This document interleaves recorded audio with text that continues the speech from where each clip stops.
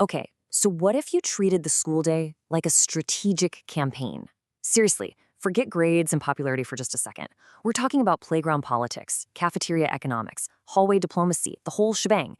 Today, we're jumping into this really fascinating guide that reframes the entire school experience through the eyes of a brilliant strategist. It shows how the lessons you learn on the playground can, believe it or not, shape the rest of your life. And right there, that's the core idea we're playing with. It's not about being the loudest person in the room or the strongest kid on the playground. It's about being the smartest. True victory, whether you're 5 or 50, almost always comes from that quiet intelligence, outthinking a problem before it even turns into a fight. And that's really the big takeaway here. Every little interaction, from trading your snacks to picking kickball teams, is a lesson. It's a lesson in negotiation, in patience, in strategy. And look, this isn't just for kids. It's a powerful reminder for all of us that those small, daily challenges, that's where we build the skills for the really big ones. So let's start right at the beginning, the morning briefing. All right, so this is where our campaign kicks off. The first, and maybe the most critical phase, happens before you even walk out the door. It's all about preparation. I just love this quote from the source material. It hits the nail on the head, right? Success is rarely an accident. A good day is a day that's been planned for.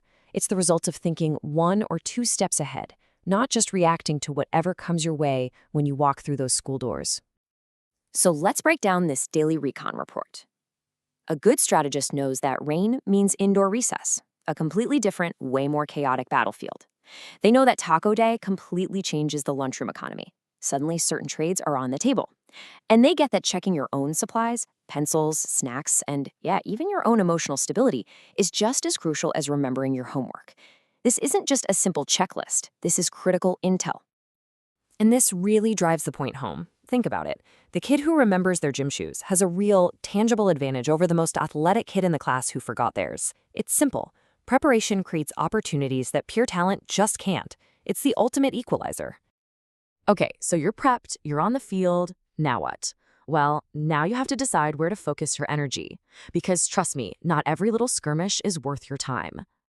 This is just such a perfect analogy. You don't put every single topping on your pizza, right? It would be a total mess. And it's the same thing with battles. You can't fight every single one. It is exhausting, and honestly, it's counterproductive. A real strategist knows how to conserve their energy for what actually matters. So you've got to ask yourself this all day long. How do you actually tell the difference? How do you know it's a high-stakes conflict and what's just, noise? And this slide just lays it out so clearly. Look at the left side. You've got conflicts tied to your core values, defending a friend, protecting your integrity. These are the hills worth dying on. Now look at the right. The last chocolate milk, a disputed call in dodgeball. This stuff is just noise. Wasting your energy here means you'll have way less of it for the fights that actually shape who you are as a person. Okay, this next part is a little counterintuitive, but it's absolutely brilliant. See, most of us see rules as limitations, as things that hold us back. A strategist, they see them as a toolkit. And this is where the real power is. It's not about breaking the rules, it's about understanding them so well that you can work within them better than anybody else. You start to see the loopholes, the hidden advantages, the unspoken parts of the system. I mean, think about it. The student who knows the exact school policy on getting extra ketchup packets isn't all that different from the employee who understands all the little nuances of the company expense policy. They aren't rebelling against the structure. They're using their deep knowledge of it to their advantage. In a way, they're weaponizing the system itself. But of course, you know what they say, right? No plan, no matter how brilliant, survives first contact with the enemy, or in this case, the playground. So what happens when it all goes wrong? Okay, here it is, the plan. It's beautiful, it's simple, it's perfect. You've already visualized that glorious kickball victory. You are ready. What could possibly go wrong? And then, bam, this happens. The bell rings for recess, and the announcement comes over the speaker, it's raining.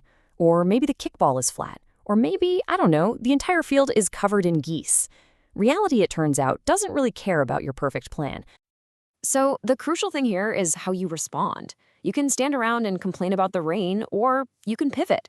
A strategist sees the disruption, indoor recess, and immediately comes up with a new objective. Build the most epic Lego empire this classroom has ever seen. The real victory isn't winning at kickball. It's proven you can adapt and thrive, no matter what the conditions are. And this brings us to the end of our campaign, and to the most important question of all. What is all this strategy even for? What does it actually mean to win? After all the tactics and all the planning, the source material brings us to this really profound idea. The goal isn't to defeat other people. It's not about being the king of the playground. Real strength is a quiet confidence. And a real victory is one where you achieve your goals without having to create enemies to get there. And this is why all that little stuff matters so much. Every tiny event during the day is actually a lesson. That silly argument over a pencil, that's a low-stakes lesson in emotional control. Trading your cookies for a bag of chips, buddy, that's negotiation 101. The playground isn't the war, it's the training ground for the rest of your life. And here it is, the final objective, the ultimate prize. All of this, the planning, the strategy, the adaptation, it's all about building character. It's about learning to navigate the world with intelligence and integrity and kindness, so that at the end of the day, you actually respect the person you see in the mirror. So I'll leave you with this final thought from the source material. What if we reframed our own daily battles, not as things to be won or lost, but as opportunities, as chances to practice being the person we actually want to be? Now that's a strategy worth mastering.